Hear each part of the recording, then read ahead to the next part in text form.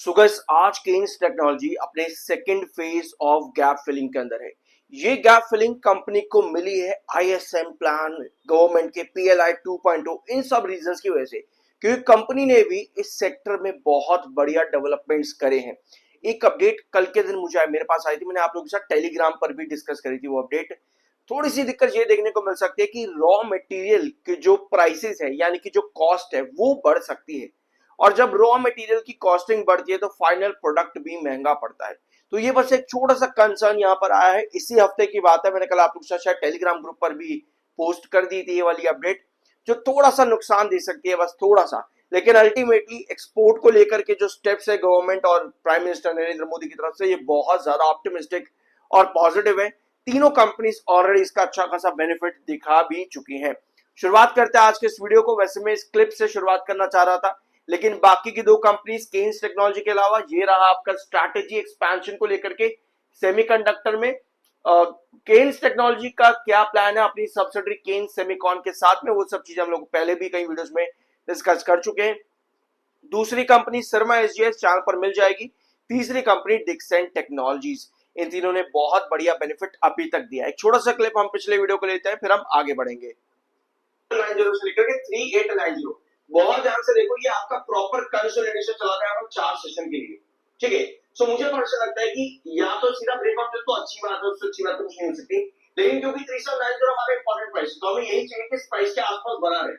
अगर बढ़ नहीं रहा, एक सेशन के अंदर मोमेंटम नहीं रह पा रहे, सेशन के अंदर कवर अप नहीं कर पा रहे, तो एटलीस्ट यहाँ पर कंसोलिडेट कर जाए 3790 और 3890 के बीच में। अगर इतना भी चल जाता तब भी हम एक्सपेक्ट कर सकते हैं कि इस वीक, कमिंग वीक में या आने वाले वीक्स में 200 EMA जो कि लगभग 4050 है, इसको भी टच करने की पोजीशन यहाँ पर बना सकता है केन्स टेक्नोलॉजी। ऑलराइट, तो ये सब चीजें भी आपने कुछ सुन ली। यहाँ पर हम क्या डिस्कस कर रहे थे कि आपके दो फेजेस थे गैप फिलिंग के अंदर, 1 आवर टाइम फ्रेम और डेली टाइम फ्रेम पर दो आपकी गैप फिलिंग्स आ रही थी। सेकंड गैप फिलिंग के फेज पर आज के दिन केन्स टेक्नोलॉजी देखने को मिल रहा है।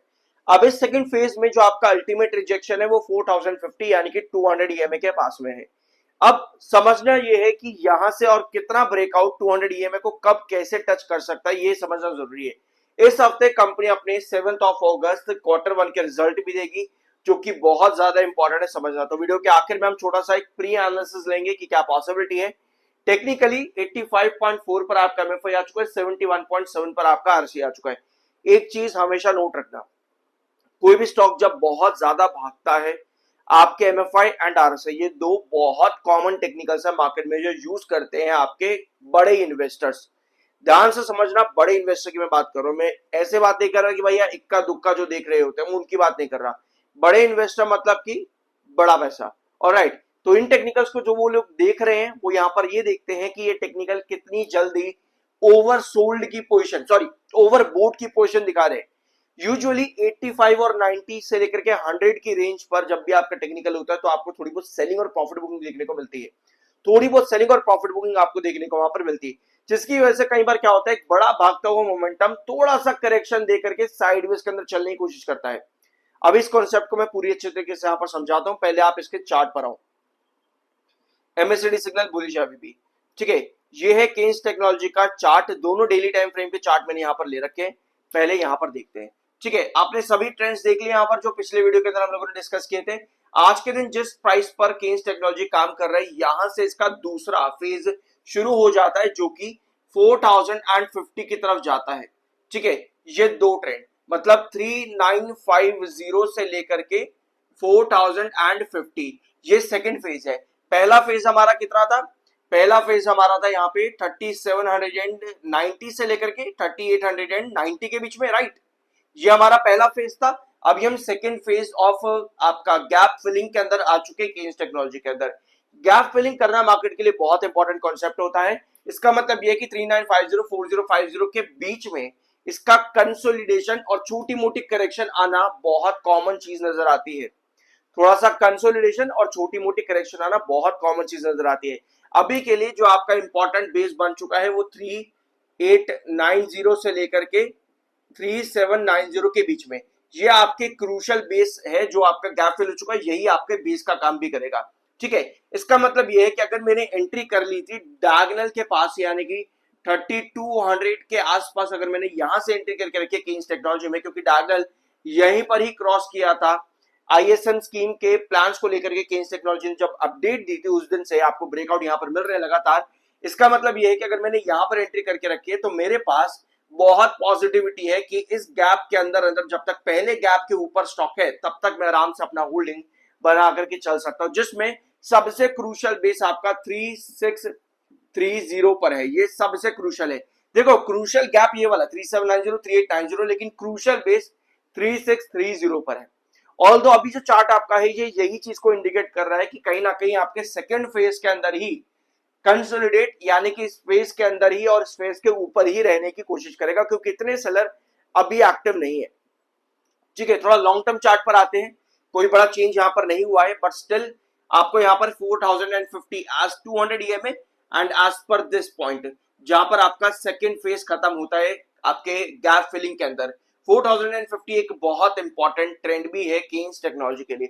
तो ऑलरेडी काफी अच्छे ब्रेकआउट्स दे दिए। अब देखना ये कि सेकेंड फेज ऑफ आपका गैप किस तरीके से इसको ये फिल करता है। और सबसे इंपॉर्टेंट पॉइंट पता है क्या है, ये जो पूरी रैली मिली है यहाँ पर स्कीम्स और प्लान्स की वजह से आपको पता चल चुकी है ये बात। दूसरा पॉइंट ये है कि कंपनी में कहीं ना कहीं investor second phase of block के अंदर वेट करेंगे और इंतजार करेंगे कंपनी के क्वार्टरली रिजल्ट्स का, कि वहां पर क्या पॉइंट्स देखने को मिल सकते हैं। मार्जिन्स बहुत इंपॉर्टेंट रहेंगे, कंपनी के फर्दर प्लान्स क्या आते हैं वो बहुत इंपॉर्टेंट रहेंगे, कंपनी के एक्सपेंसेस भी काफी ज्यादा इंपॉर्टेंट इस बार होने वाले हैं, क्योंकि जिस वजह से केन्स टेक्नोलॉजी में गिरावट थी वो वही रीजन है जिसके प्लान्स अभी कंपनी में देखने को मिल रहे हैं और जिसके प्लान सरकार चला रही है। तो उसकी वजह से जिस टाइम पर गिरावट थी उस फेज में कहीं ना कहीं खर्चे बहुत ज्यादा थे। अब देख रहे हैं कि कहीं केन्स टेक्नोलॉजी के खर्चे भी यहाँ पर इस वजह से ना बढ़ते देखने को मिले, क्योंकि अगर खर्चे बढ़ते हैं तो आपके ओपीएम मार्जिन जो है वो कम आ सकता है। बस यही एक सबसे बड़ी टेंशन रहेगी केन्स टेक्नोलॉजी के अभी फ्राइडे के रिजल्ट्स के अंदर। अब अपार्ट फ्रॉम दैट इसके अलावा बाकी चीजें अगर आप देखोगे, मैंने आप लोगों के साथ पहले भी डिस्कस किया था कि जून का क्वार्टर ध्यान से सुनना मार्च के कंपैरिजन पर वीक देखने को मिलता है, लेकिन हमें ईयर ऑन ईयर बेसिस पर रिजल्ट को देखना है। सही कह रहा हूं गलत कह रहा हूं, कमेंट बॉक्स में यस या नो बता देना। ईयर ऑन ईयर बेसिस पर देखना है, यानी हमको पता है क्या चीजें समझ में आती है इस चीज से। लोग कई बार इस कॉन्सेप्ट को समझते ही नहीं कि मैं क्या बता रहा हूं। ईयर ऑन ईयर बेसिस पर ही कैलकुलेट कर रहे हैं, लेकिन हम अगर हमको ये नहीं मालूम कि भैया कंपनी का अगला क्वार्टर पिछले क्वार्टर के कंपैरिजन पर कैसा आता है, तो हम ईयर ऑन ईयर बेसिस पर एनालाइज भी नहीं कर पाएंगे, उसको समझ भी नहीं पाएंगे। इसीलिए ये समझना जरूरी है कि कोई भी क्वार्टर अपने प्रीवियस क्वार्टर के कंपैरिजन पर कैसा रिजल्ट देता है, कैसा नंबर देता है, ताकि हम ईयर ऑन ईयर बेसिस पर समझ पाए कि कंपनी कितना ग्रोथ कर सकती है। तो अभी आपको पता है कि जून का क्वार्टर मार्च के कंपैरिजन पर वीक दिखता है, तो अगर हम यहाँ पर पहले की तरह ही 900 करोड़ का भी रेवेन्यू लेकर के चलते हैं इस बार जून क्वार्टर में, तब भी कंपनी 26.22% को सरपास करेगी ईयर ऑन ईयर बेसिस पर, जो कि पहला सेगमेंट काफी बढ़िया बताता है। सिमिलरली इस बार कंपनी को कुछ भी नहीं चाहिए, सिर्फ और सिर्फ 75 करोड़ का भी अगर कंपनी इस बार प्रॉफिट दे रही 75 करोड़ का भी, तो भी ये रिजल्ट कंपनी के लिए काफी ज्यादा बढ़िया बन सकता है। तो इस बार रिजल्ट से ऑप्टिमिज्म काफी ज्यादा रहेगा, एक्सपेक्टेशन काफी ज्यादा रहेंगी, बट यस जो नजर है वो मार्जिन के ऊपर ही रहने वाली है और एक्सपेंसेस के ऊपर। सो ये था वीडियो केन्स टेक्नोलॉजी से रिलेटेड। कुछ नया जानने को मिला हो सब्सक्राइब करना, मिलता अगले वीडियो में।